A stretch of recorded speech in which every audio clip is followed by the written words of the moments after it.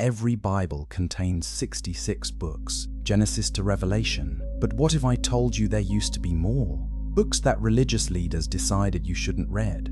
Books that tell stories so disturbing, so controversial that they were banned from scripture. One of these books is called Enoch, written by a man who walked with God and never died. The Bible mentions him in just a few verses. Genesis says Enoch walked faithfully with God. Then he was no more because God took him away. That's it. That's all most people know. But the book of Enoch tells a different story. A story about angels who abandoned heaven. A story about creatures called Nephilim who terrorized the earth. A story so shocking that early church leaders removed it from the Bible. Here's what makes this interesting. The book of Enoch wasn't discovered in some dusty library. It was found in Ethiopia, where it's still part of their Bible today. The Ethiopian church never removed it. They've been reading these stories for thousands of years while the rest of the world forgot they existed. When the Dead Sea Scrolls were discovered in 1947, guess what was inside those ancient caves? Fragments of the Book of Enoch. Multiple copies. The Jewish people who hid these scrolls 2,000 years ago thought Enoch was important enough to preserve. So why did church leaders remove it? What's in this book that made them so uncomfortable? The answer starts in Genesis chapter 6. Most people skip right past these verses. They seem strange and confusing. The Bible says the sons of God saw that the daughters of humans were beautiful. They married any of them they chose. The Nephilim were on the earth in those days. Sons of God, Nephilim. What do these words even mean? The book of Enoch explains everything. It names the angels who came down. It describes what they did. It reveals why God sent the flood. And the story is absolutely terrifying. 200 angels made a pact. They stood on Mount Hermon and swore an oath. They would descend to earth together.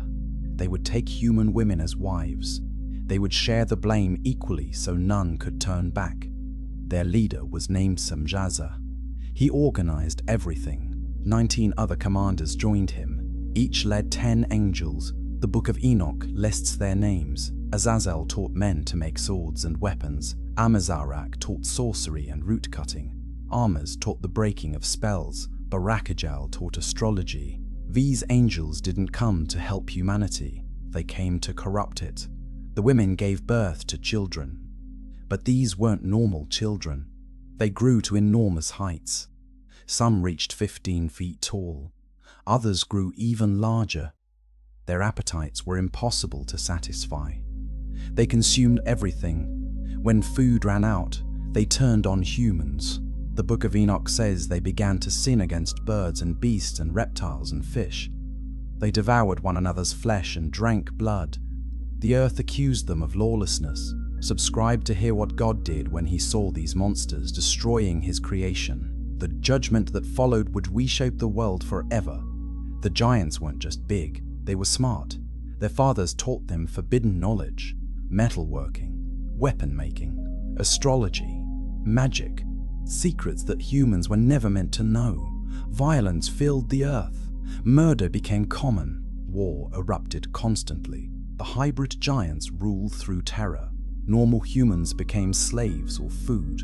God looked at his creation and saw that it was ruined. The book of Genesis says God regretted making mankind. His heart was deeply troubled. Every thought and imagination of human hearts was only evil all the time. But Enoch reveals something else. God didn't just regret making humans, he was furious with the angels who caused this disaster. The righteous angels, Michael, Gabriel, Raphael, and Uriel, reported what was happening. They told God about the violence, the corruption, the forbidden teaching, the hybrid creatures destroying everything. God gave specific commands. Bind the fallen angels in darkness. Destroy the giants. Cleanse the earth. Only one man and his family would survive. That man was Noah. But here's what most people don't know. The book of Enoch says God sent these angels to warn Noah before anyone else knew about the flood. Enoch himself delivered messages from God about what was coming. The angels gave Noah specific instructions about the ark. This wasn't just rain coming. This was judgment, total destruction, the end of the world as it existed. The giants heard rumors that something was coming. Some laughed at Noah building his boat. Others threatened him, tried to stop construction. The fallen angels knew their time was short.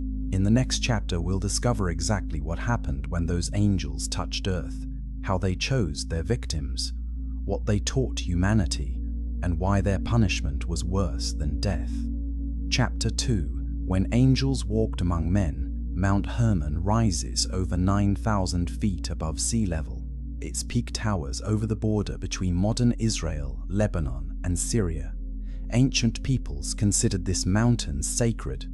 They built shrines there, made sacrifices, worshipped powers they didn't understand. The Book of Enoch says this mountain was where everything went wrong. 200 angels gathered at the summit. They could see for miles in every direction. Lush valleys, flowing rivers, cities filled with humans. From that height, the daughters of men looked very beautiful. Semhazar spoke to the group. I fear you won't want to do this deed. I alone will pay for this great sin. The other angels responded immediately. We all swear an oath. We bind ourselves with mutual curses. We won't turn back. We share this plan completely. They swore their oath, bound themselves together, then descended. Imagine being a woman living in those times. You're drawing water from a well, grinding grain, caring for children. Suddenly a figure appears, taller than any man, more beautiful than anything you've seen, powerful beyond imagination, speaking words that make your heart race. These weren't demons, these were angels, beings of light and power. They didn't need to force anyone. Their very presence overwhelmed human resistance. The marriages happened quickly. Within months, pregnancies began. Within a year, the first Nephilim were born. The Hebrew word Nephilim comes from Naphal, which means to fall, the fallen ones, children of the fallen angels, half angel, half human, something that should never have existed. The babies grew at impossible rates. A 1-year-old stood as tall as a grown man. A 5-year-old reached 7 feet. By age 10, they towered over everyone. Their strength matched their size. One Nephilim could tear apart a bull with bare hands, lift stones that required 10 men to move, kill with a single blow. But size wasn't their only advantage. They inherited intelligence from their fathers. The fallen angels taught them everything: science, math, astronomy, warfare, magic. Azazel showed humans how to make swords from metal. Before this, weapons were stone and wood. Suddenly, armies carried bronze blades. War became far more deadly. The angels taught mining, smelting, forging, all the technology needed for advanced weapons. They taught women about cosmetics, eye makeup, jewelry, perfumes. This sounds innocent until you understand the purpose. These weren't beauty tips. They were seduction techniques, ways to enhance physical attraction, to tempt, to corrupt. Amazarak taught sorcery, how to cast spells, nix potions, curse enemies, communicate with spirits. Magic entered the world through these teachings. Armors taught counterspells, defense against magical attacks. Soon humans were engaged in spiritual warfare they didn't understand. Comment below if you think some of today's occult practices trace back to these ancient teachings. The connections are disturbing. Barakijal taught astrology, not astronomy, not the scientific study of stars. Astrology, the belief that heavenly bodies control human destiny, that the stars determine your fate, that you can predict the future by watching planets. The angels taught that creation itself was divine. That power came from the earth, the stars, the elements. This was the beginning of paganism, nature worship, idolatry. Humans abandoned worship of the true God. They prayed to stars instead, made sacrifices to planets, built temples to the sun and moon. The knowledge that led them away from their creator. Technology advanced rapidly. Cities grew larger. Architecture became more sophisticated. Weapons grew deadlier, but violence increased with every advancement. The Nephilim consumed everything. The Book of Enoch describes their appetite as insatiable. They ate more than 100 men could produce. When food supplies ran low, they killed livestock. Entire herds vanished in days. When livestock ran out, they turned on humans. The giants began hunting people for food. Parents hid their children. Families fled to mountains and caves. Terror ruled the earth. The giants fought each other. Territorial disputes erupted constantly. One giant's hunting ground invaded another's. Battles between these creatures devastated entire regions. When Nephilim waged war, cities burned, populations fled. Nothing survived their path. Murder became entertainment. The giants invented games involving human suffering. They created sports where humans fought to death, developed cruel punishments for amusement. Life lost all value. The fallen angels watched. They didn't intervene. This corruption was exactly what they wanted. The more chaos, the better. The further humanity fell from God, the more these angels succeeded in their rebellion. Sexual perversion exploded. The boundaries God established disappeared. The book of Genesis says God looked at the earth and saw how corrupt it had become. All the people had corrupted their ways. Violence and sexual immorality weren't separate problems. They were connected. The angels taught that any desire was permissible. Any appetite should be satisfied. No rules mattered. Like this video, if you're starting to understand why God called this period the worst in human history, share it with someone who needs to hear this truth. Genetic corruption spread beyond just angels and humans. Some ancient texts suggest the fallen angels experimented with animal mixing too, creating hybrid creatures, monsters. The legends that every ancient culture tells about dragons, giants, and strange beasts. These weren't just myths, they were memories. Meanwhile, in all this darkness, one man remained faithful. One family refused to participate in the corruption. Noah found favor in God's eyes. The Bible says he was righteous and blameless among the people of his time. He walked faithfully with God. Walking faithfully with God during this period meant rejecting everything the culture celebrated. It meant refusing the forbidden knowledge, avoiding the Nephilim, staying away from the occult, maintaining the genetic purity of his family line. Noah had 3 sons, Shem, Ham, and Japheth. His wife remained faithful. His sons' wives stayed pure. 8 people total. In a world of perhaps millions, only 8 remained uncorrupted. God looked at Noah. Then God looked at everyone else. The decision was made. In the next chapter, you'll discover how God destroyed the Nephilim. The method was brilliant. The judgment was total. But something survived. Something that would return to haunt humanity thousands of years later. Chapter 3. The Sons of God and Daughters of Men. Genesis chapter 6 verse 2 contains some of the most debated words in the entire Bible. The sons of God saw that the daughters of humans were beautiful. They married any of them they chose. Who were these sons of God? Some scholars say they were human men from the godly line of Seth, descendants of Adam's 3rd son. They married women from Cain's wicked line. This mixed righteous and evil bloodlines, but this explanation has problems, big problems. If the sons of God were just human men, why did their children become giants? 2 normal humans don't produce 15-foot-tall offspring. Genetics doesn't work that way. If this was just about righteous men marrying ungodly women, why did God say, "My spirit will not contend with humans forever, for they are mortal"? Why emphasize mortality unless immortal beings were involved?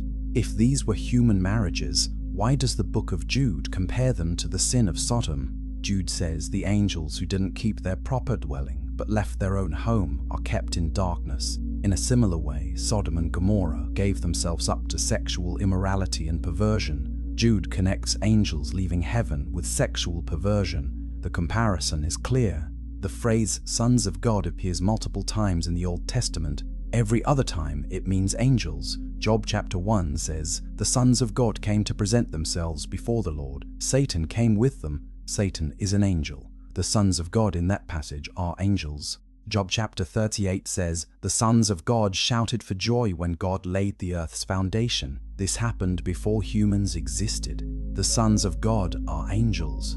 Ancient Jewish scholars agreed. The Septuagint, the Greek translation made 2 centuries before Christ, translates sons of God as angels. The scholars who made that translation understood Hebrew better than anyone alive today. They had access to traditions and texts we've lost. They said these were angels. The Dead Sea Scrolls support this view. The Aramaic fragments found in those caves use language that makes the angelic interpretation clear. Early church fathers agreed. Justin Martyr, writing in 150 AD, said angels transgressed by having relations with women. Athenagoras, Clement of Alexandria, Tertullian, they all taught the same thing. So why do some modern scholars reject this? Because it makes them uncomfortable. The idea that angels, holy beings, could fall so far seems impossible. They prefer a less disturbing explanation, but Scripture doesn't exist to make us comfortable. It exists to tell truth. The daughters of humans were beautiful. This phrase is important. Not the daughters of God, not godly women. The daughters of humans, regular people. The text emphasizes their humanity, in contrast to the supernatural nature of the sons of God. They married any of them they chose. The angels selected whoever they wanted. The women didn't have much choice. How do you refuse an angel? Subscribe now, because what happened next explains so much about ancient history, mythology, and the flood that destroyed the world. The offspring of these unions were called Nephilim. Genesis describes them as the heroes of old, men of renown. But the Hebrew word Giborim means mighty ones or warriors. These weren't heroes in our sense. They were infamous, renowned for violence and terror. Numbers chapter 13 confirms the Nephilim were giants. When Moses sent 12 spies into Canaan, they reported seeing Nephilim there. We seemed like grasshoppers in our own eyes, and we looked the same to them. Grasshoppers, that's how big these creatures were. But Genesis says the Nephilim existed before the flood, so how were they in Canaan thousands of years later? This is one of the most important questions in the entire Bible. Either some Nephilim survived the flood, which seems impossible, or a second incursion happened after the flood. More angels fell, more giants were born, the corruption returned. We'll address this mystery in later chapters. For now, understand that the Nephilim weren't just big humans. They were hybrids, part angel, part human. Their existence violated natural law. They were abominations that never should have lived. The Lord said, "My spirit will not contend with humans forever, for they are mortal. Their days will be 120 years. This verse is often misunderstood. People think God limited human lifespan to 120 years.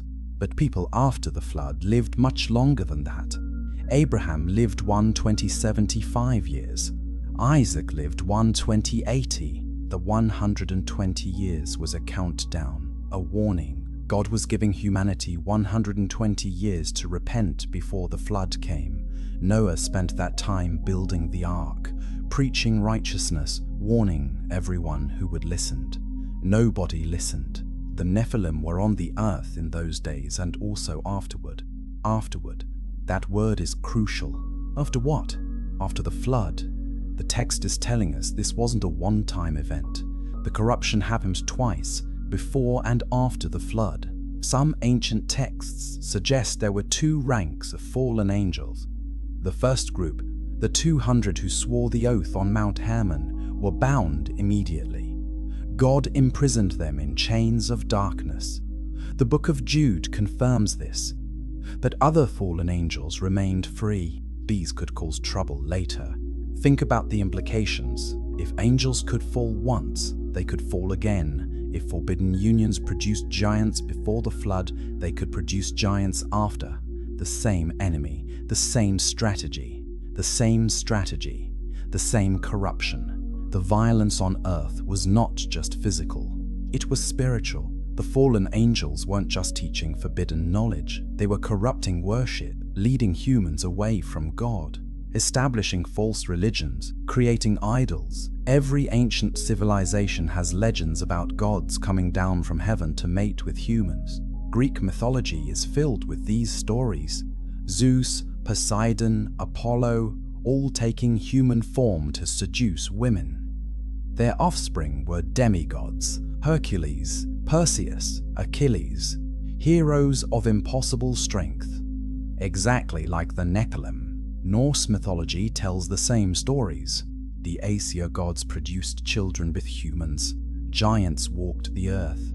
Epic battles between gods and monsters filled the legends. Hindu texts describe the Asuras and Rakshasas, powerful beings that terrorized humanity, part divine, part mortal. Sound familiar? Native American legends speak of the Sita-Ka, red-haired giants who ate humans. Archaeological discoveries in Nevada found bones of people over 8 feet tall with red hair. Ancient Sumerian texts mention the Anunnaki, beings from heaven who came to earth, mixed with humans, created a hybrid race. Are all these cultures making up the same story independently, or are they all remembering the same event through different cultural lenses? Comment your thoughts. The connections between ancient legends and Genesis chapter 6 are impossible to ignore. The earth was corrupt in God's sight and full of violence. Corrupt means ruined, spoiled, destroyed, not just sinful, actually broken. The Hebrew word means rotted through, like wood eaten by termites, structurally compromised, beyond repair. Full of violence doesn't mean occasional crime. It means violence everywhere, constantly. Murder, rape, war, torture, the strong preying on the weak. The Nephilim terrorizing normal humans. No justice, no peace, only brutality. God saw how corrupt the earth had become, for all the people had corrupted their ways. All the people, not some, not most, all. The entire population except Noah's family participated in the corruption. So the Lord said, I will wipe from the face of the earth the human race I have created, people and animals, creatures that move along the ground, and birds in the sky. I regret that I have made them. This is the most severe judgment God ever pronounced. More complete than Sodom and Gomorrah, more total than the plagues on Egypt, more final than anything before or since except for the end times judgment. But here's what people miss. God wasn't just judging humans, he was judging the Nephilim, the giants, the hybrids who never should have existed. They were the primary targets. The flood wasn't plan B because humanity failed. It was the necessary solution to a genetic catastrophe. If the Nephilim had continued reproducing, true humans would have gone extinct. The species itself was threatened. God had promised that the seed of the woman would crush the serpent's head. That promise required a pure human bloodline. If every human became part angel, the promise would fail. The Messiah couldn't come through a corrupted line. The flood was actually mercy. It preserved humanity. It stopped the corruption before it became irreversible. It eliminated the Nephilim before they destroyed everything. In the next chapter, discover how one man built a boat that saved the world, how he gathered animals in pairs, how the waters rose higher than mountains, and how the giants died. Chapter 4, Birth of the Giants. The first Nephilim birth must have been horrifying. Imagine being the midwife who delivered that baby, expecting a normal infant, instead seeing something that looked almost human but wasn't quite right. The baby's eyes were too bright, too aware. Intelligence beyond what a newborn should have. The body proportions slightly wrong, the weight far heavier than normal, the strength evident even in its tiny hands. Within weeks, everyone knew something was different.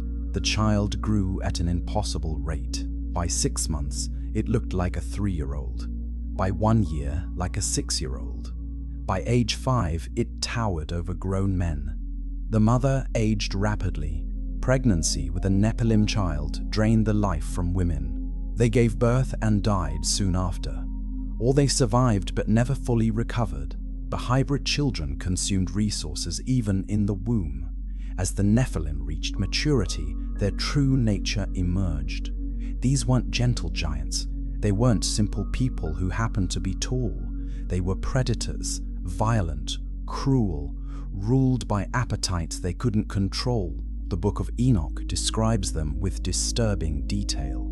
They began to sin against birds, beasts, reptiles, and fish. They ate one another's flesh and drank blood. The earth laid accusation against the lawless ones. What does it mean they sinned against animals? Some ancient texts suggest genetic experimentation. The giants mixed different species, created hybrid monsters, chimeras, creatures that were part human, part animal, abominations that violated every natural law. Legends from every culture describe strange beasts: Greek centaurs, half man, half horse; minotaurs, half man, half bull; Egyptian sphinx, human head, lion body. Were these just imagination? Or were they memories of real creatures that once existed?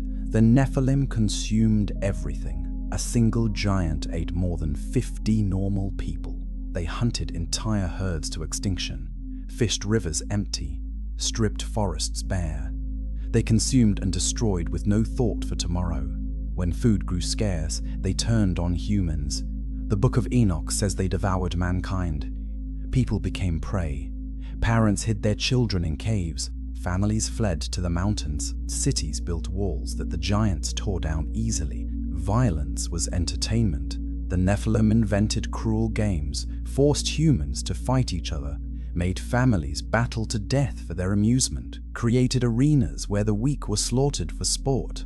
Like this video if this explains why God called the antediluvian period uniquely evil.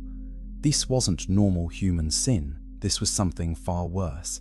The giants took multiple wives, harms of dozens of women. They used and discarded them. When a woman died from abuse, they took another. Human life meant nothing. They established kingdoms, ruled through terror, demanded tribute from surrounding regions, sent raiding parties to capture slaves, built monuments to their own power. Ancient structures that archaeology can't explain make sense in this context. Massive stone walls built with blocks weighing hundreds of tons. How did ancient people move such stones? Maybe they didn't. Maybe giants built these structures. Baalbek in Lebanon has foundation stones weighing over 800 tons each. The largest human-powered cranes today struggle with that weight, but a 15-foot-tall giant with proportional strength could move such stones. The pyramids of Egypt still puzzle engineers. The precision of construction, the astronomical alignment, the massive scale. Egyptian legends say the pyramids were built before the Great Flood by a race of giants. Stonehenge, Easter Island statues, ziggurats of Mesopotamia, Aztec and Mayan temples, all built with stones so massive that moving them seems impossible for ancient humans. Göbekli Tepe in Turkey dates to 10,000 BC. Stone pillars arranged in circles, carved with images of animals, built before the invention of metal tools, before agriculture, before cities. How? Who had the organization and power to build such structures? The standard explanation is that thousands of workers using ropes and ramps moved these stones over decades. But what if the real explanation is simpler? Giants. Subscribe to discover more secrets hidden in plain sight throughout ancient history. As the giants multiplied, they fought each other for territory. These battles devastated entire regions. When two Nephilim armies clashed, the earth shook. Normal humans fled for their lives. Cities caught between warring giants were crushed completely. The fallen angels taught their offspring forbidden knowledge, battle tactics, weapon forging, siege warfare. The giants became more dangerous with every generation. They learned magic from their fathers, spells to curse enemies, rituals to summon demonic power, sacrifices that opened doorways to dark realms. The occult arts flourished. Human rulers made alliances with the giants, better to serve them than fight them. Kings offered tribute, daughters, food, anything to avoid the giants' wrath. The largest kingdoms were those that successfully allied with Nephilim. But these alliances were temporary. The giants' appetites grew constantly. No amount of tribute satisfied them for long. Eventually, they turned on their human servants and destroyed them too. A hierarchy developed among the Nephilim. The strongest ruled. The largest dominated. Giants fought to establish dominance. The winners took everything. Territory, resources, slaves. The strongest Nephilim established themselves as god kings. They demanded worship from humans, built temples where sacrifices were offered to them, accepted prayers as if they were divine. This was the origin of paganism. The false gods that ancient cultures worshipped were real beings. They were the Nephilim, part angel, part human, powerful enough to seem divine to regular people. The Canaanite god Molech demanded child sacrifice, babies burned alive in offering. Was Molech just a statue, or was he a Nephilim who fed on human suffering? Baal, the storm god worshipped throughout the ancient Near East, described as a warrior, tremendously powerful, demanded blood sacrifice, sexual rituals in his temples. The profile matches a Nephilim perfectly. Dagon, the fish god, half human, half fish. This description sounds exactly like the genetic abominations the Book of Enoch describes, creatures that mixed species in ways that violated natural law. The Greek Titans who ruled before the Olympians, giants of terrible power who were eventually imprisoned. The story parallels the Nephilim being destroyed in the flood, the fallen angels being bound in chains. Every culture's mythology contains memories of the same reality. Powerful beings who were part god, part human, who ruled through terror, who were eventually destroyed or imprisoned, but the destruction wasn't total. Something survived, or something returned. Comment below if you're beginning to see the connections between Genesis, mythology, and ancient history. The pieces fit together perfectly. The violence grew worse each year. As more Nephilim reached maturity, they needed more resources. They spread across the world seeking new territory, new prey, new victims. Humans were pushed to the brink of extinction. The genetic corruption threatened to make pure humans extinct. If the Nephilim continued reproducing with human women, eventually everyone would have angel DNA. True humanity would vanish. God looked at his creation and saw it was ruined. The experiment with free will had produced a catastrophe. The earth was corrupt, full of violence, beyond redemption through normal means. Only one solution remained: complete sterilization, total destruction. Wash the earth clean and start over. But 8 people remained pure: Noah and his family, the last genetically uncorrupted humans on earth. From this remnant, humanity could begin again. God gave specific instructions: build an ark, gather animals, prepare for judgment. A flood was coming that would destroy every living thing on earth. Noah obeyed. He began construction. The Nephilim watched and laughed.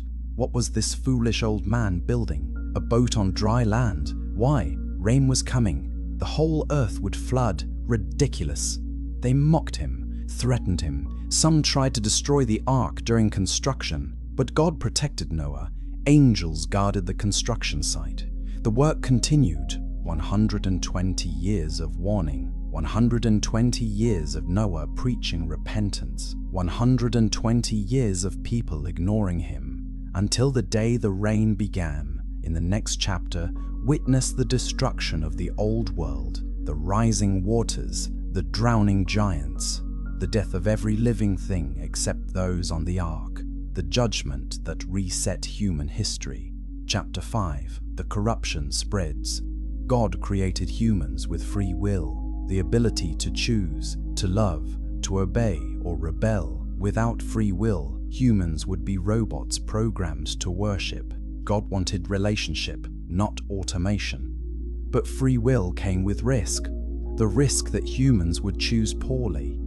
The risk that they would be deceived. The risk that they would be corrupt themselves beyond recovery. The fallen angels understood this vulnerability. They targeted it deliberately. They didn't just corrupt genetics. They corrupted knowledge, culture, worship, everything that made humans human. Azazel taught weapon making. Before the fallen angels descended, humans fought with stones and clubs. Conflicts were small-scale, village against village, tribe against tribe. Death tolls were limited. Metal weapons changed everything. Bronze swords cut deeper than stone axes. Iron spears penetrated shields. Armor protected warriors who could now fight longer. War became professional, organized, deadly on a massive scale. Armies grew larger. Tactics became sophisticated. Siege equipment was invented. Walls were breached. Cities fell. Entire populations were enslaved or slaughtered. The technology itself wasn't evil. Metalworking could be used for tools, farming equipment, building materials, but the fallen angels taught it specifically for warfare. The first use was weapons, not plowshares. Amazarak taught sorcery, the manipulation of spiritual forces, how to cast spells, mix potions, curse enemies, bind demons, open portals to dark realms. Magic became commonplace. Witches and warlocks practiced openly. Temples employed sorcerers. Kings consulted mediums. The barrier between the physical and spiritual worlds grew thin. Demons walked among humans, not just influencing them, actually appearing, taking physical form, possessing people. The spiritual corruption matched the genetic corruption. Every ancient culture developed magic systems. Egypt had its priests.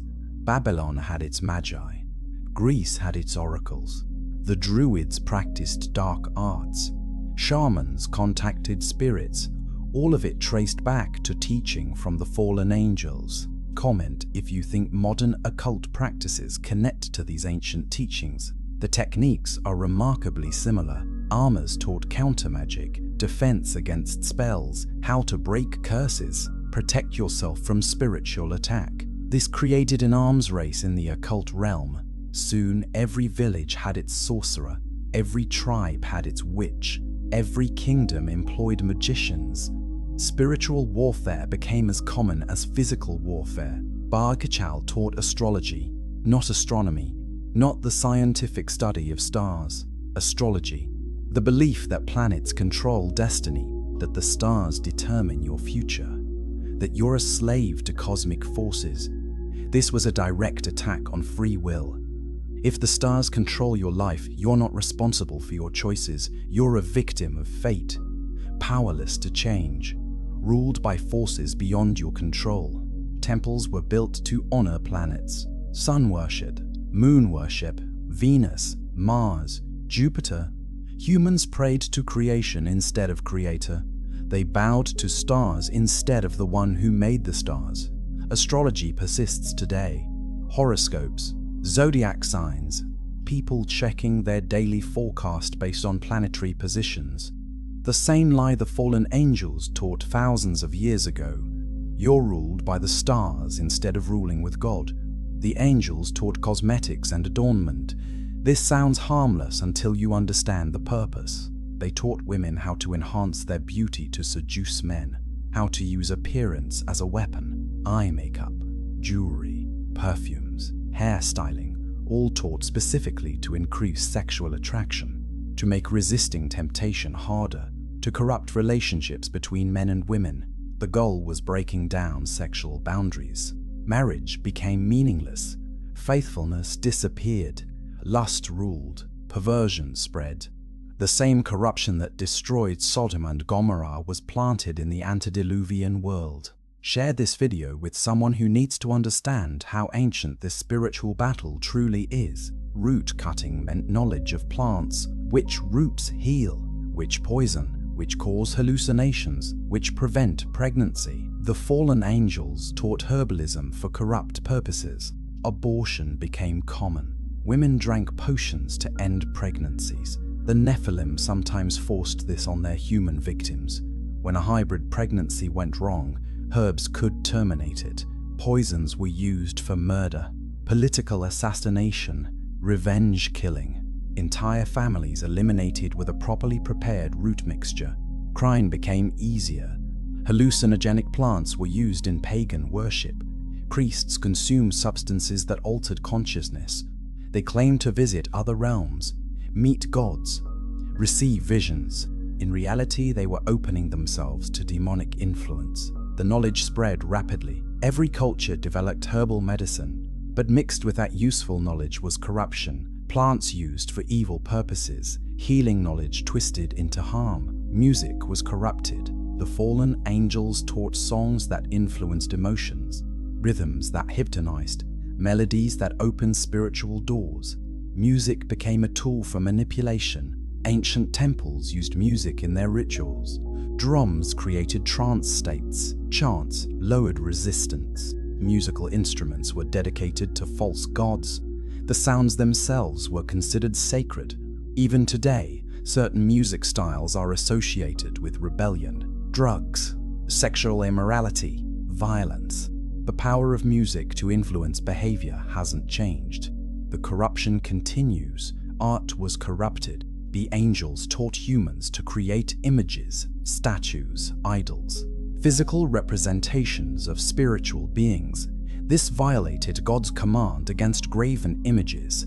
Every ancient culture created idols, statues of their gods, images they worshipped. They bowed to created things instead of the Creator, exactly what the fallen angels wanted. These weren't harmless statues. Demons attached themselves to these images. When people worshipped idols, they were actually worshipping demons, sacrificing to dark powers, inviting corruption into their lives. Writing was corrupted. The angels taught humans to record knowledge. This sounds positive until you realize what they recorded. Spells, curses, forbidden rituals, instructions for evil, ancient grimoires, books of shadows, magical texts, all trace back to teaching from fallen angels. Knowledge preserved in writing so future generations could practice the same corruption. But writing also recorded the truth. Moses wrote down God's law. The prophets recorded God's words. Scripture itself used the technology for good. The tool wasn't evil. The content determined whether writing served good or evil. Like this video if you're seeing how every gift from God was twisted by the fallen angels into something corrupt. Civilization advanced rapidly during this period. Cities grew larger, architecture became sophisticated, technology developed, trade routes connected distant regions.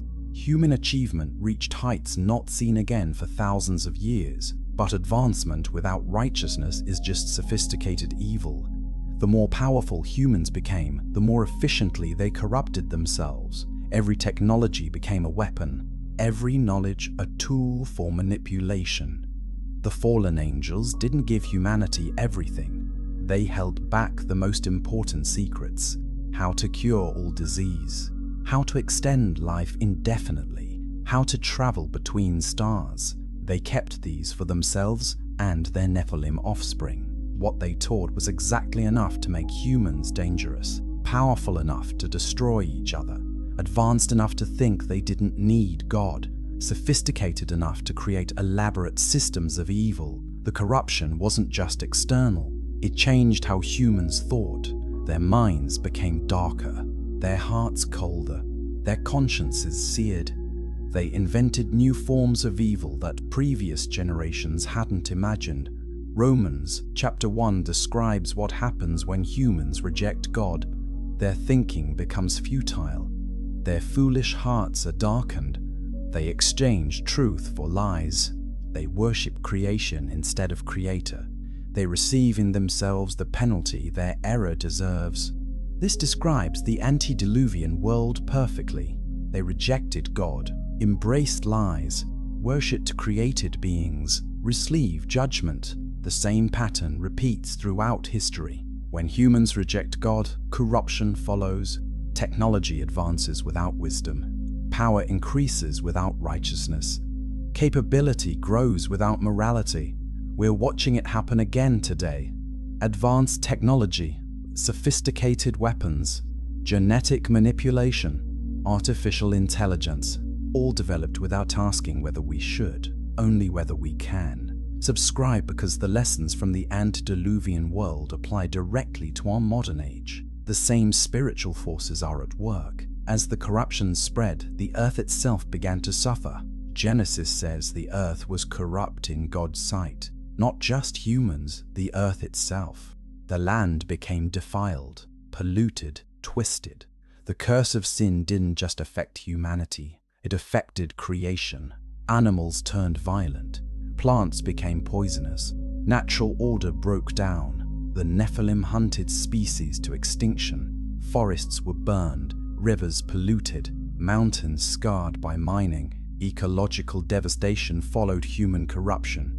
This is why the flood had to destroy everything. The corruption went too deep, not just genetics, not just culture. The earth itself needed cleansing. Only total destruction could reset creation, wash away the pollution, eliminate the genetic abominations, kill the giants, drown the corruption, start fresh with 8 pure humans and animals preserved on the ark. The judgment was coming. The countdown had started. 120 years until the rain began. In the next chapter, discover how Noah built the ark, the engineering miracle that preserved life through the flood, the gathering of animals, the closing of the door, the moment when mercy ended and judgment began. Chapter 6. Noah's impossible mission 500 years old. That's how old Noah was when God told him to build the ark. Most people today don't live to see 100. Noah was 5 times that age when he began the biggest construction project in history. God gave specific instructions. Make yourself an ark of cypress wood. Make rooms in it. Coat it with pitch inside and out. Here are the dimensions: 450 feet long, 75 feet wide, 45 feet high. Make a roof. Put a door in the side. Make lower, middle, and upper decks. Noah had never seen rain. Nobody had. The Bible says a mist came up from the earth and watered the ground. The world was watered by irrigation from below, not precipitation from above. The concept of rain falling from the sky was alien. God was asking Noah to build a massive boat to survive something that had never happened before. In a world where water came from the ground, God said water would fall from the sky. In a world where floods were small and local, God said the entire earth would be covered. People thought Noah was insane. Why build a boat on dry land? Why prepare for something that had never happened? Why spend decades on a project that made no sense? But Noah believed God. The Bible says by faith, Noah, when warned about things not yet seen, in holy fear built an ark to save his family. He believed the warning. He feared the judgment. He obeyed the command. The ark wasn't a small boat. 450 feet long is longer than a football field. 75 feet wide is wider than a 6-lane highway. 45 feet tall is as high as a 4-story building. The volume of the ark was enormous, 1.5 million cubic feet of space. The carrying capacity equaled 520 modern railroad boxcars. More than enough room for tens of thousands of animals plus food and supplies. Comment below if you're amazed by the engineering. This was the largest wooden ship ever built until modern times. The design was perfect for survival, not for sailing. The dimensions gave it incredible stability. The shape prevented capsizing. The 3 decks distributed weight evenly. The coating of pitch made it waterproof. Every detail served the purpose of keeping life safe through catastrophic conditions. But where did Noah get the materials? 450 feet of cypress wood requires hundreds of trees. The pitch to coat it requires processing tree resin on an industrial scale. The tools to cut and shape that much lumber had to be created first. Noah must have employed workers. He couldn't do this alone. His 3 sons helped, maybe others. Some ancient traditions say angels assisted with the work. Whatever the method, the project required organization on a massive scale. The construction took decades. Some traditions say 40 years. Others say 75. However long it took, Noah worked steadily. Day after day, year after year. While the world mocked him, the Nephilim watched. Some found it amusing, others threatening. A few tried to destroy the work. But God protected Noah. The ark had to be completed. As construction progressed, God gave new instructions. You are to bring into the ark 2 of all living creatures, male and female. to keep them alive with you. 7 pairs of every clean animal, 7 pairs of every bird, 2 of every unclean animal. Take every kind of food and store it. This created a logistics nightmare. How do you gather animals from around the world? How do you bring them to one location? How do you get predators and prey to coexist on the same boat? How do you store enough food for all of them plus Noah's family for an unknown duration? The Bible doesn't explain the mechanics. It simply says Noah did everything just as God commanded him. The animals came, the food was stored, the ark was ready. Some skeptics say this was impossible. Too many species to fit, too much food to store, no way to care for that many animals. But these objections assume Noah had to collect modern species counts. Before the flood, there were fewer species. Animals had greater genetic diversity within kinds. 2 dogs could produce all modern dog breeds. 2 cats could produce lions, tigers, and house cats. Noah didn't need millions of species. He needed kinds, family groups. From these, all modern species descended. The Bible says Noah took animals according to their kinds. The Hebrew word min doesn't mean species, it means family or type. This reduced the number dramatically. Also, Noah didn't need fully grown animals. Young animals take less space, eat less food, survive stress better. God could have brought juvenile animals that would reach breeding age after the flood. Share this with someone who thinks Noah's Ark was just a Sunday school story. The engineering and logistics were absolutely possible.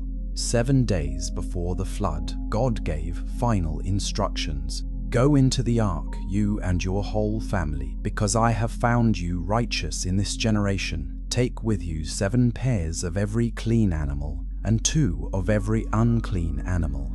7 days from now I will send rain. 7 days warning, 1 week to make final preparations, to board the animals, to secure the supplies. Just say goodbye to everyone who refused to believe. Did Noah try one last time to convince people? Did he plead with neighbors to join them? Did he beg family members outside his immediate household to come? The Bible doesn't say.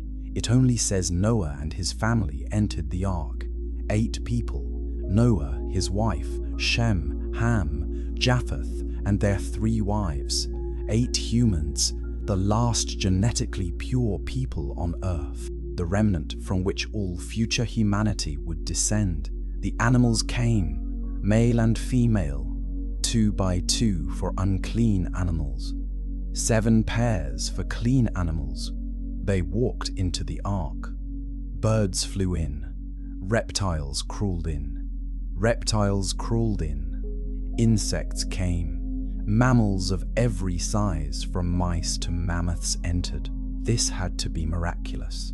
There's no natural explanation for animals migrating from across the world to one boat, for predators ignoring prey, for wild animals docilely boarding. God brought them. They came. After everyone was inside, the Lord shut him in. God himself closed the door. This detail is critical. Noah didn't seal the ark. God did. Once God shut that door, no one could open it. Those inside were safe. Those outside were doomed. Imagine being outside when the door closed, hearing it seal shut, watching the only way of escape lock from the inside, knowing that judgment was 7 days away but being unable to board. Did people pound on the ark, beg Noah to open the door, cry out for mercy? The Bible doesn't say. It only records that God shut the door. When God shuts a door, no one opens it. For 7 days, nothing happened. The ark sat there, sealed, silent. The animals quiet inside. Noah's family waiting. Outside, people probably laughed. See? Nothing is happening. The old man was wrong. The whole project was a waste. There's no judgment coming. On the 7th day, the fountains of the great deep burst forth. The floodgates of the heavens were opened. Rain fell for 40 days and 40 nights. The fountains of the great deep. This wasn't just rain. Something happened underground. Massive aquifers ruptured. Geysers exploded. Underground oceans broke through the surface. Water shot into the air from below while rain fell from above. The world was caught in a hydraulic vice, crushed between rising water from below and falling water from above. The destruction was total, immediate, unstoppable. In the next chapter, witness the death of the old world, the rising flood, the drowning giants, the judgment that reset creation, the waters that covered Earth's highest mountains. Chapter 7. The world drowns. Water exploded from the ground, not seeping, not bubbling, exploding, like bombs detonating beneath the Earth's surface. Geysers shot hundreds of feet into the air. Underground reservoirs that had been sealed since creation burst open. The Bible says the fountains of the great deep burst forth. The Hebrew word for burst forth means break open with violence. This wasn't gradual, it was catastrophic, sudden, violent. Imagine standing near one of these eruptions. The ground cracks. Water shoots upward with enough force to throw rocks and soil into the air. The spray reaches higher than trees. The roar is deafening. Then it happens everywhere. Not one geyser. Thousands, millions, across every continent. The Earth's crust fractures. Water that had been trapped underground since creation breaks free. At the same time, the floodgates of the heavens were opened. Rain began to fall, but not normal rain, not the gentle showers we know. This was rain like a waterfall, like standing under Niagara Falls. Water falling so thick you couldn't breathe, so heavy it hurt when it hit you. For 40 days and 40 nights, the rain fell without stopping, day after day, week after week. Water falling from the sky while water exploded from the ground. The world caught between two tsunamis converging from opposite directions. The ark lifted off the ground. As water rose around it, the massive boat began to float. The pitch coating kept it waterproof. The design kept it stable.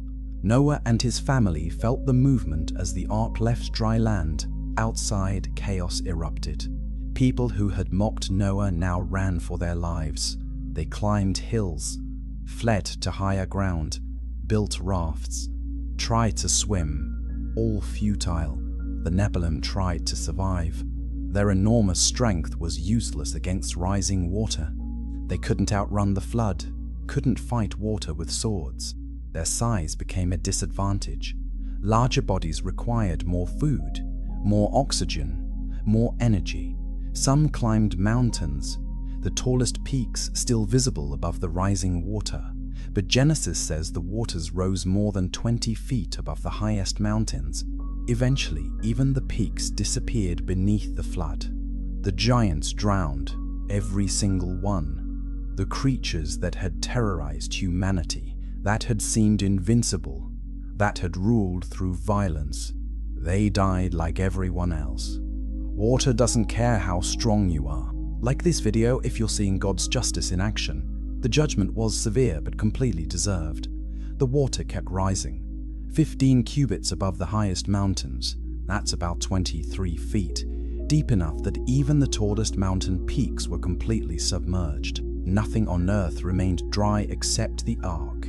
Every living thing that moved on land perished. Birds, livestock, wild animals, all the creatures that had filled the earth, every human outside the ark, everyone who had rejected Noah's warning, everyone who had rejected Noah's warning, everyone who had worshipped false gods, everyone who had corrupted themselves. The Bible emphasizes the totality. Everything on dry land that had the breath of life in its nostrils died. Only Noah was left, and those with him in the ark.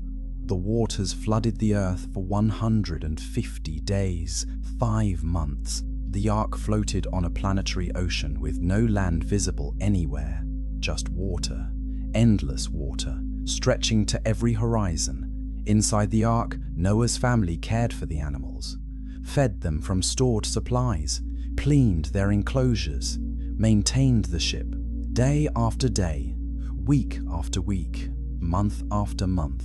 The Bible doesn't describe their experience in detail. Did they wonder when it would end? Did they fear the water would never recede? Did they struggle with depression during those long months of floating? They could hear the water outside, feel the motion of the waves, experience the darkness when thick clouds blocked the sun. The monotony must have been crushing, but they were alive. 8 humans and thousands of animals, the only life left on Earth, the remnant from which all future life would descend. Comment your thoughts. Could you survive 5 months locked in a boat with animals? The psychological challenge was as great as the physical one. After 150 days, God remembered Noah. This doesn't mean God forgot, it means God acted. The same phrase is used when God remembered Sarah and she conceived Isaac, when God remembered Rachel and she conceived Joseph. Remembered means took action on someone's behalf. God sent a wind over the earth. The waters receded. The fountains of the deep were closed. The rain stopped falling. The massive hydraulic system that had destroyed the world was shut off. But the water didn't disappear instantly. The receding took months. Genesis records the timeline with precision. The ark came to rest on the mountains of Ararat on the 7th month, 17th day. 5 months after the flood began, the tops of mountains became visible on the 10th month, 1st day. Another 2.5 months passed before high ground appeared. 40 days later, Noah opened the window of the ark. He sent out a raven. It flew back and forth until the water dried up. Ravens eat carrion. It could survive on floating debris and drowned carcasses. Then Noah sent out a dove. It found no place to land, so it returned to the ark. A week later, Noah sent the dove again. This time it returned with a fresh olive leaf. Vegetation had begun growing again. Life was returning to the land. Another 7 days passed. Noah sent the dove a 3rd time. It didn't return. It had found land suitable for nesting. The earth was drying. On the 1st day of the 1st month of Noah's 601st year, the water had dried from the earth. Noah removed the covering of the ark and looked out. The ground was dry, but God didn't tell them to leave yet. They waited another month and 27 days. On the 27th day of the 2nd month, God gave permission. Come out of the ark, you and your wife, your sons and their wives. Bring out every kind of living creature so they can multiply on the earth. Total time on the ark, 1 year and 10 days. Over 370 days locked in that boat, caring for animals, floating on water, waiting for God's timing. When they finally emerged, the world was empty. Every city destroyed, every building collapsed, every monument crushed. The earth was a blank canvas, ready for a new beginning. Noah built an altar, took some of the clean animals and birds, offered them as burnt offerings to the Lord. The first act after surviving the flood was worship, sacrifice, thanksgiving to God who saved them. God smelled the pleasing aroma, made a covenant. Never again will I curse the ground because of humans. Never again will I destroy all living creatures. As long as earth endures, seed time and harvest, cold and heat, summer and winter, day and night will never cease. This was the first rainbow covenant. God promised that never again would flood destroy all life. He put his rainbow in the clouds as a sign. Whenever the rainbow appears, God will remember his covenant. But here's the unsettling part. Genesis says the Nephilim were on the earth in those days, and also afterward. After what? After what? After the flood. The giants returned. Somehow, some way, the corruption that the flood was supposed to eliminate came back. In the next chapter, discover how the giants returned, where they came from, how they survived, and why God's people would face them again in the promised land. Chapter 8, they came back. The flood killed every giant. Genesis is clear. Everything on dry land that had the breath of life died. Only Noah and those with him in the ark survived. The Nephilim drowned with everyone else. But Numbers chapter 13 describes Israelite spies seeing giants in Canaan. We saw the Nephilim there. We seemed like grasshoppers in our own eyes. The Anakites come from the Nephilim. How is this possible?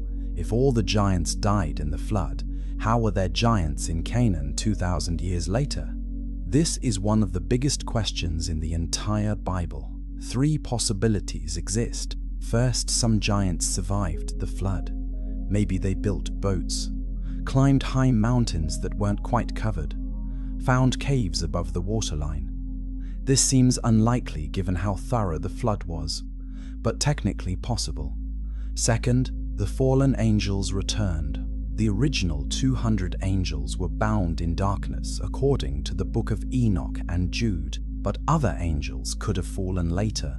A second incursion after the flood, new unions between angels and women, new giants born. Third, the genetic corruption survived through Noah's family, specifically through Ham's line. The Bible never calls Ham's descendants giants, but it does say they were cursed, and it's in Canaan, Ham's son's territory, that the giants reappeared. The Book of Jubilees suggests the second option. It describes fallen angels who weren't bound after the first incursion. They remained free. After the flood, when humanity multiplied again, these angels repeated the same sin. They descended to Mount Hermon, the same mountain where the first 200 gathered. They made new oaths, took new wives, produced new giants. This time, the corruption was more targeted. Instead of spreading across the whole earth, the giants concentrated in Canaan, the land God promised to Abraham's descendants. This wasn't random. It was strategic. If God promised the land to Abraham's seed, Satan would fill that land with giants, make it impossible to conquer, block the promise physically. If Abraham's descendants couldn't possess the land, the Messiah couldn't be born in the right place. The entire plan of redemption could be stopped. Subscribe now, because understanding this explains so much about Israel's wars, the conquest of Canaan, and God's commands to destroy entire populations. The giants in Canaan had different names than the pre-flood Nephilim: Anakites, Repaites, Emites, Zamanites, Semonites. Each group had distinct characteristics but shared common features: enormous size, great strength, advanced weapons, fortified cities. The Anakites descended from a man named Anaki. His father was Arba, described as the greatest man among the Anakites. The city of Hebron was originally called Kiriath Arba, named after him. This was the giant stronghold in Canaan. 3 sons of Anak lived in Hebron when the spies entered Canaan: Ahiman, Shezhai, and Talmai. These 3 names would become infamous, the giant brothers who terrorized the region around Hebron. The Rephaites were another giant clan. Their name means terrors or dead ones. They spread across multiple regions. King Og of Bashan was the last of the Rephaites. His bed was 13 feet long and 6 feet wide.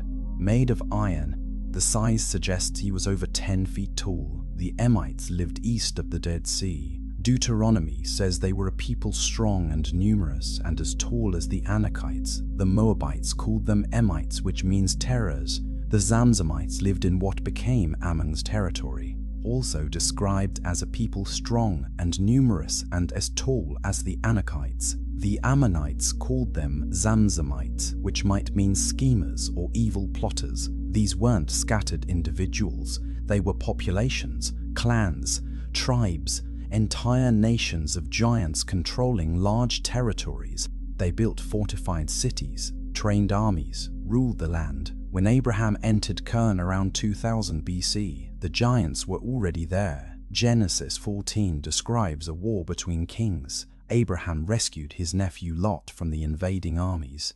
Those armies defeated the Rephites, the Zuzites, the Emites, and the Amorites, all groups associated with giants or giant territories.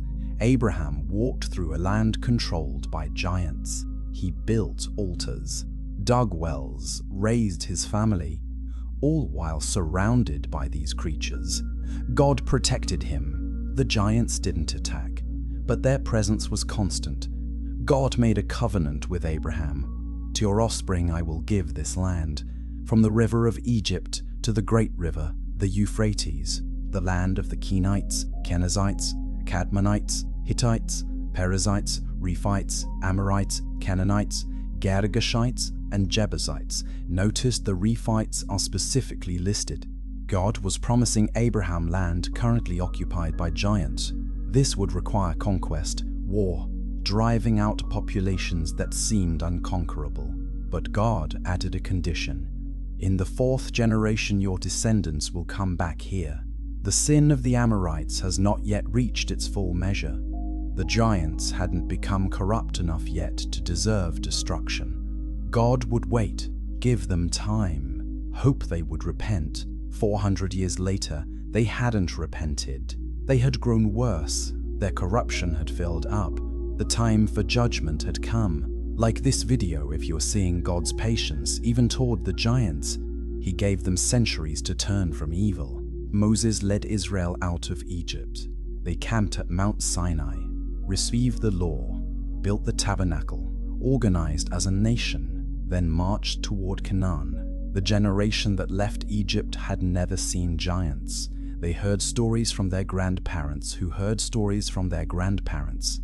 Tales about creatures of enormous size who had terrorized the world before the flood. But those were ancient history, legend, myth.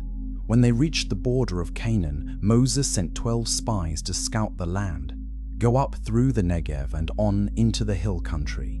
See what the land is like, whether the people are strong or weak, few or many, what kind of land they live in, whether the cities are unwalled or fortified. The spies spent 40 days exploring Canaan. They went through the Negev, into the hill country, up to the valley of Eshcol. They saw the cities, the people, the defenses, and the giants. When they returned, 10 spies gave a terrifying report. The land is good, the fruit is amazing, but the people living there are powerful. The cities are fortified and very large, and we saw descendants of Anak there. Then they said the words that would doom an entire generation. We can't attack those people. They're stronger than we are. The land devours those living in it. All the people we saw are of great size. We saw the Nephilim there. The descendants of Anak come from the Nephilim. We seemed like grasshoppers in our own eyes, and we looked the same to them. Share this video because what happens next is one of the most tragic episodes in the Bible. An entire generation lost because they feared giants more than they trusted God. Comment your reaction to discovering the giants survived the flood. Did you know this before? How does it change your understanding of the Bible? The Israelites wept all night. They complained against Moses and Aaron. If only we had died in Egypt or in this wilderness. Why is God bringing us to this land to die by the sword? Our wives and children will be taken as plunder. Wouldn't it be better to go back to Egypt? They actually discussed choosing a new leader to take them back to slavery, back to Egypt, back to bondage. Anything was better than facing the giants. Joshua and Caleb tried to stop the panic. The land we passed through is exceedingly good. If the Lord is pleased with us, He will lead us into that land and give it to us. Don't be afraid of the people of the land. Their protection is gone. The Lord is with us. But the assembly talked about stoning them. The 2 faithful spies almost died for telling truth. God had seen enough. How long will these people treat me with contempt? How long will they refuse to believe in me, despite all the signs I've performed?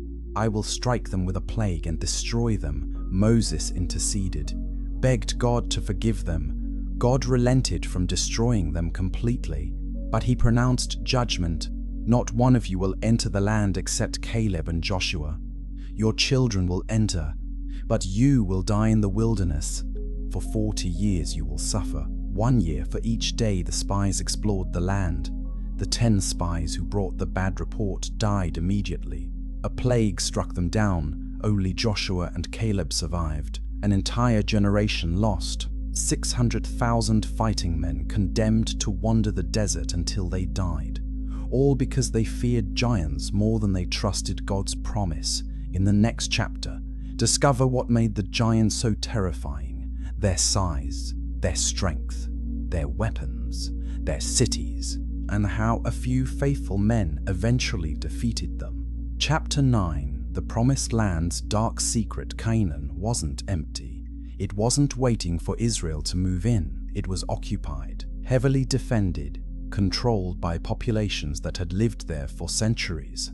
But it wasn't just occupied by normal people. It was occupied by giants, and those giants had turned the promised land into a stronghold of corruption. The land itself was beautiful. When the spies returned, they brought back a cluster of grapes so large it required 2 men carrying it on a pole. Pomegranates, figs. The fruit was enormous. The soil was rich. The land truly did flow with milk and honey. But the people living there were corrupt beyond recovery. Their religious practices involved child sacrifice, ritual prostitution, witchcraft, consulting the dead. Every abomination that God hated was normalized in Canaanite culture. The giants weren't just big, they were the cultural and military elite. They ruled the fortified cities, commanded the armies, controlled the trade routes. Normal humans lived under their power. Hebron was the giant capital, located in the hill country of Judah, the highest city in Canaan. From there, the Anakites controlled the surrounding region. 3 brothers ruled Hebron: Ahiman, Shahai, and Talmai, sons of Anak, grandsons of Arba. Their family had controlled the city for generations, built massive walls, trained warrior forces, made it nearly impossible to conquer.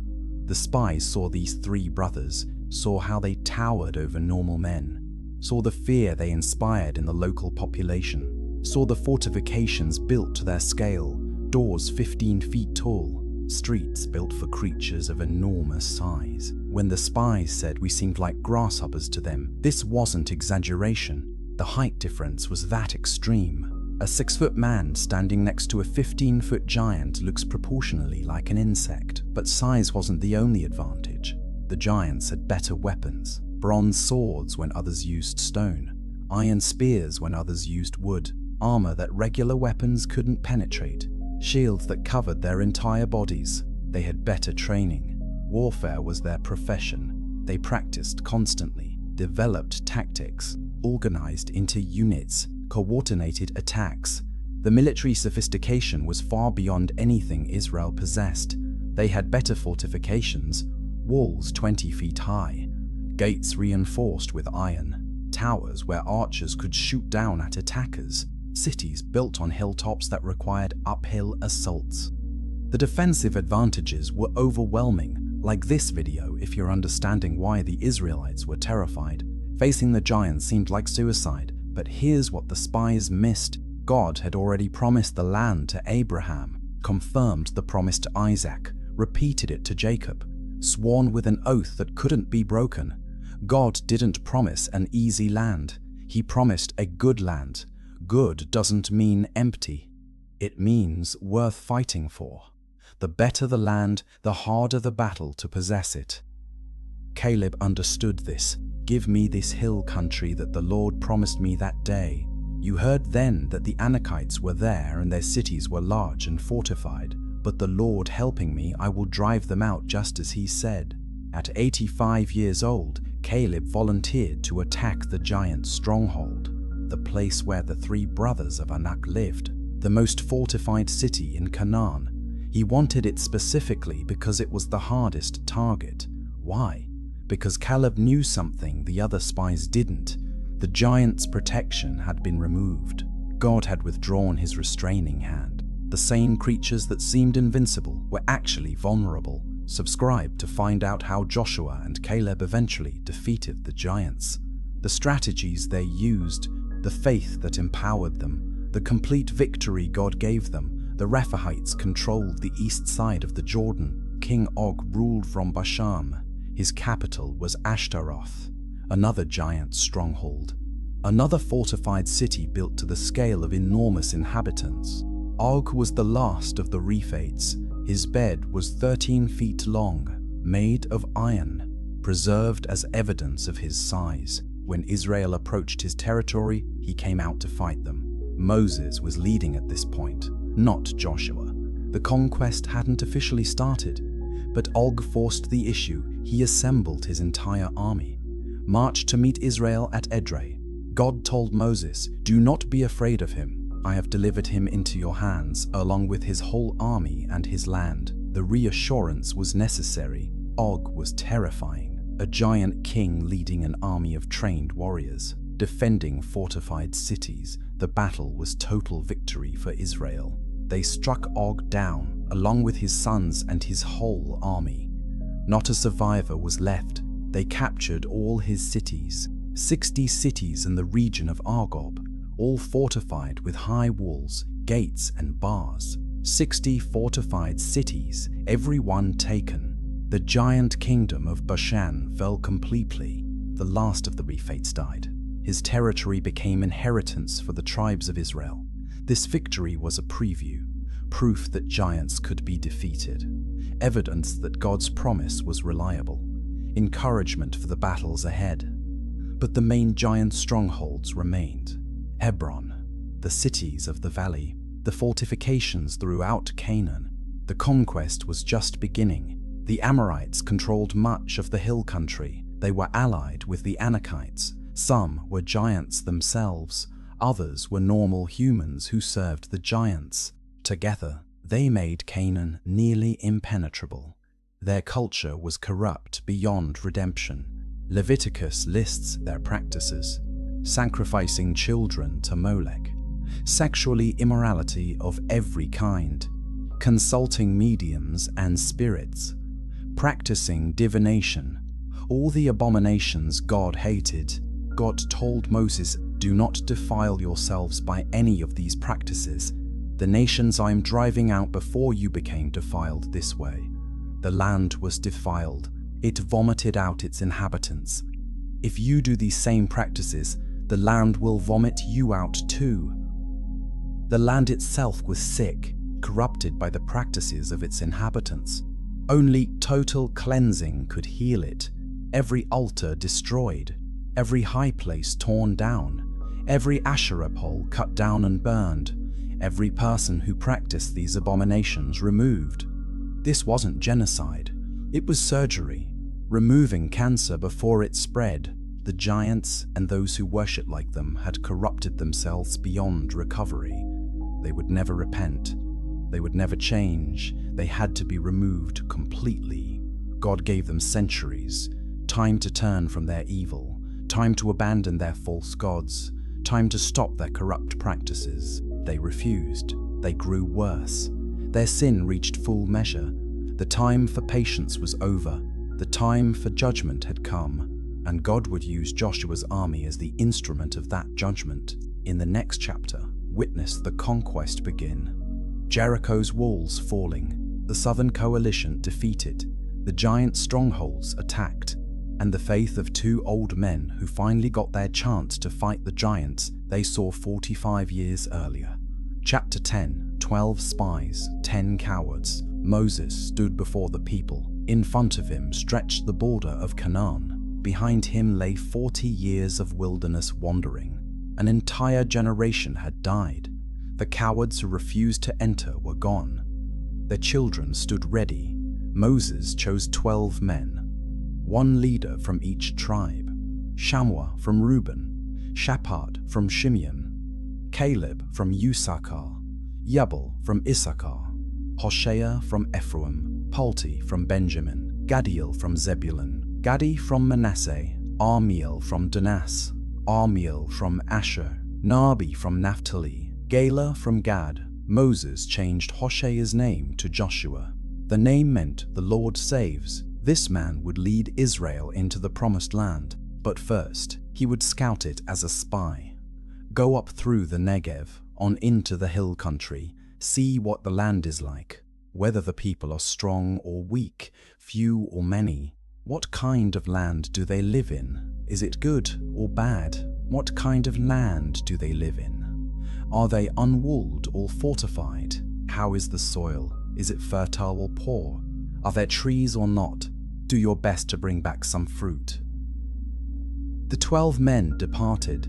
They entered Canaan from the south, walked through the Negev desert, climbed into the hill country, traveled all the way north to Rehob, near Lebo Hamath, then turned back south. 40 days they explored. saw dozens of cities, observed the people, studied the defenses, examined the land, tested the soil. When they reached the valley of Eshcol, they cut down a branch with a single cluster of grapes, so large it required 2 men to carry it on a pole. They also brought back pomegranates and figs. At Hebron, they saw Ahiman, Sheshai, and Talmai, the descendants of Anak, the giants who ruled the city, whose spies had heard stories about giants, ancient tales from before the flood, legends about enormous creatures, but seeing them in person was different. Standing before a man 15 feet tall who could crush you with one hand, whose voice rumbled like thunder, whose footsteps shook the ground.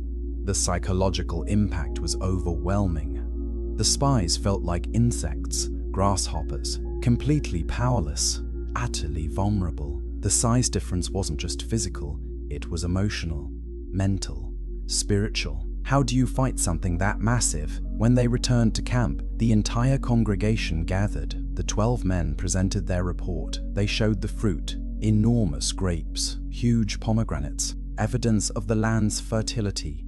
We went into the land to which you sent us. It does flow with milk and honey. Here is its fruit. They started positive, emphasized the good news.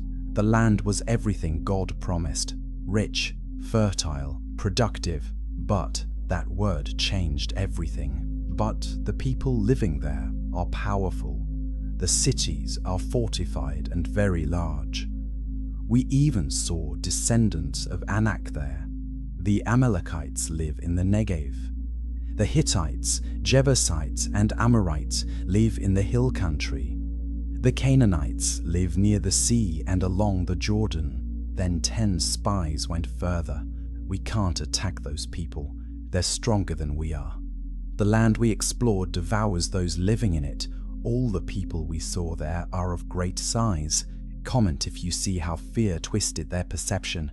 They started by praising the land's fruit, but ended by saying the land devours its inhabitants. Which is it? Does the land give life or take it? Fear makes you contradict yourself, makes you see threats where God promised blessing, makes you focus on obstacles instead of promises.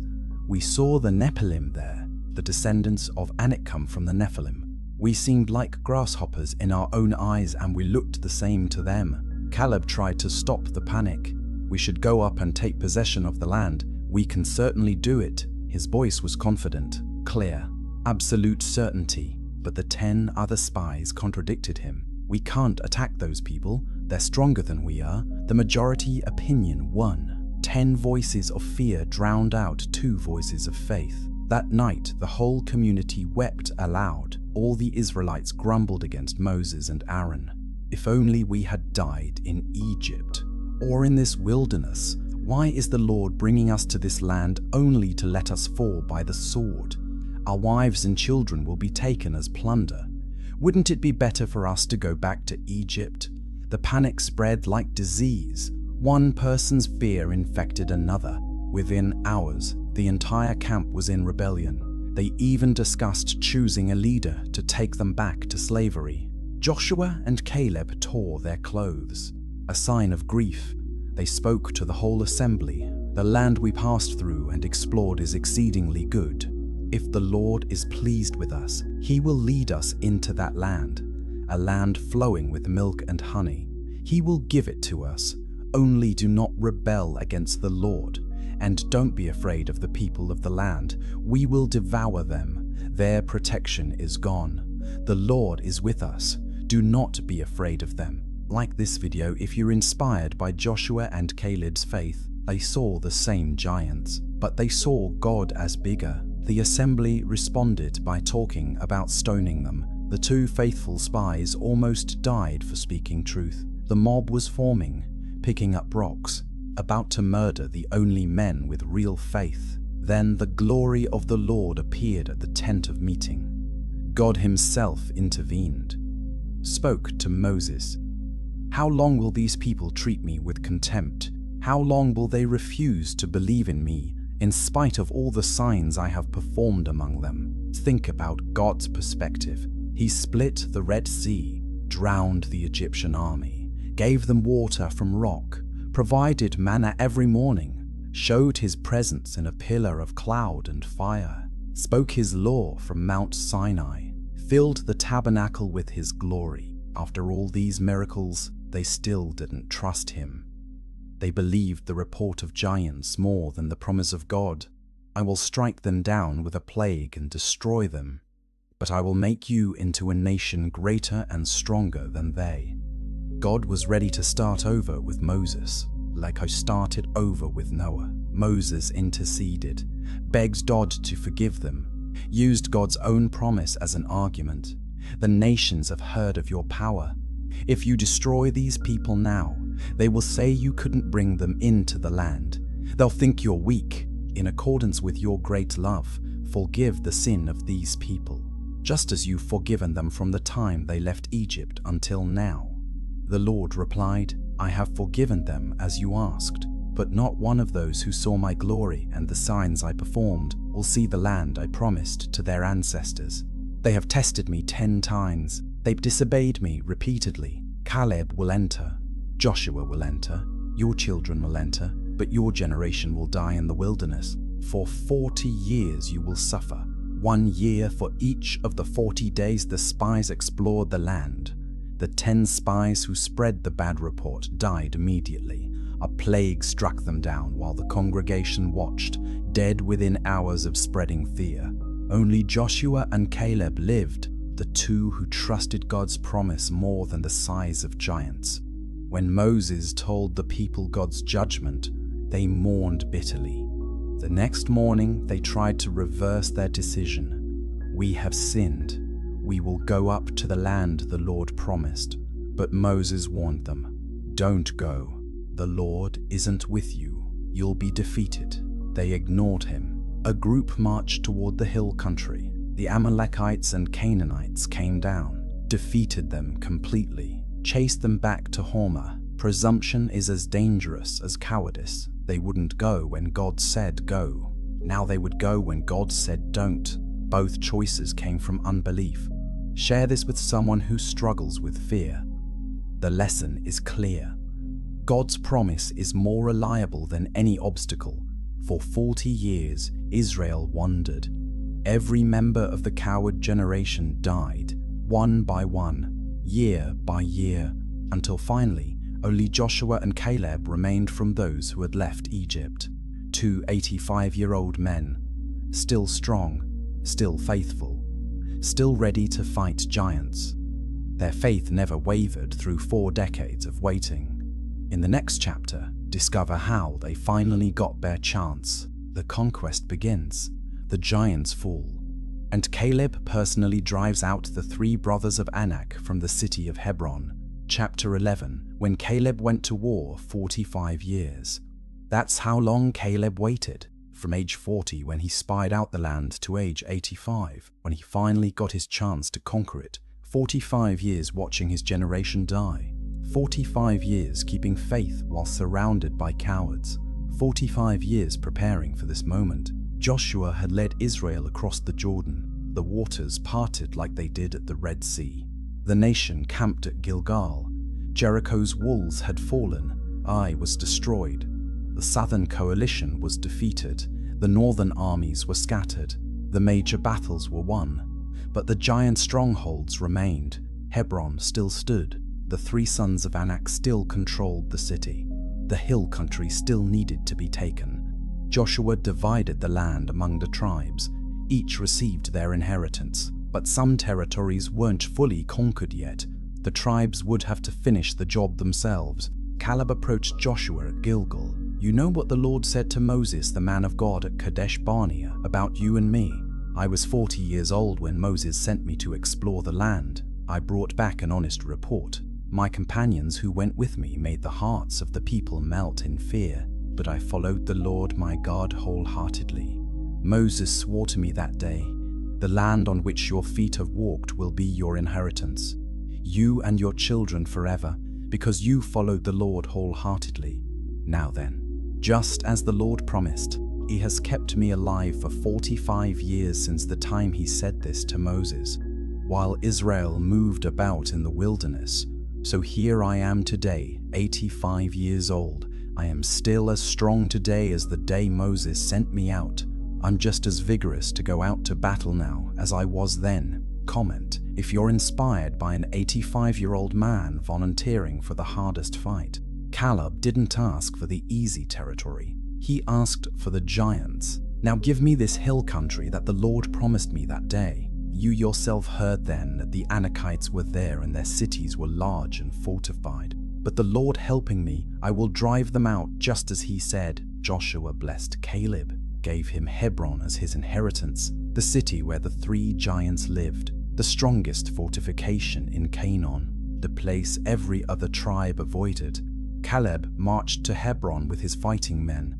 The city sat on a mountain, walls surrounded it, gates reinforced with iron, towers where archers could shoot down at attackers. Inside lived Ahiman, Sheshai, and Talmai, the 3 brothers who had terrified the spies 45 years earlier. Giants 15 feet tall, warriors trained from birth, rulers of the region for generations. Caleb was 85. His men were soldiers, not giants. They had no special weapons, no siege equipment, no technological advantage, just faith in God's promise. The battle isn't described in detail. The Bible simply says Caleb drove out the 3 sons of Anak, Ahiman, Sheshai, and Talmai. But imagine the fight. Caleb standing before men twice his height, dodging spears that could pierce through stone, attacking legs because he couldn't reach their heads, using speed and tactics because he lacked size and strength. His men coordinated attacks. One giant couldn't fight in all directions at once. They surrounded them, wore them down, struck when openings appeared, refused to retreat despite size disadvantage. The giants fell, one by one. Their size didn't save them, their strength wasn't enough, their weapons didn't protect them. They died because God's promise was more powerful than their physical advantages.